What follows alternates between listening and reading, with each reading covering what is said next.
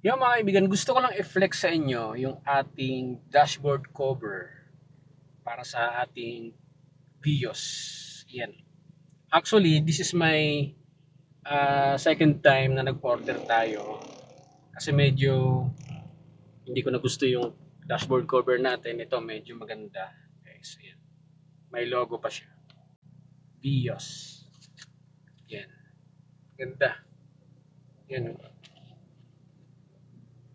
So, carpet yung materials na ginamit. So, bakit nga ba ako gumagamit nito? Simple lang naman guys. Kasi lalong-lalo na ngayon na tag-init, mas nape-prevent nito na bumitak-bitak or mag-fade yung dashboard ng ating kotse. Kaya gumagamit po ako nito. Yun yung isa nating nabili. Yan, sa dashboard natin. Then ito yung pangalawang nabili ko.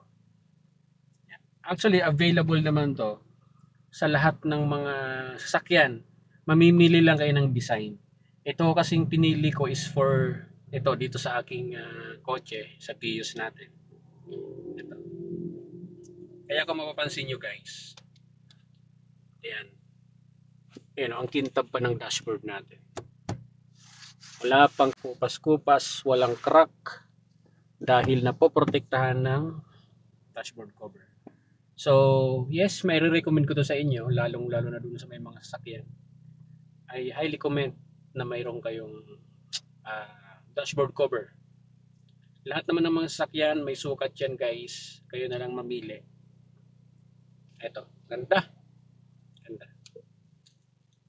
Yan. Tapos pala, yan, kapit na kapit yung kanyang pinakang kabilang side kapag pinatong sa dashboard, hindi madulas. Yan. So, yun lang. Ganda.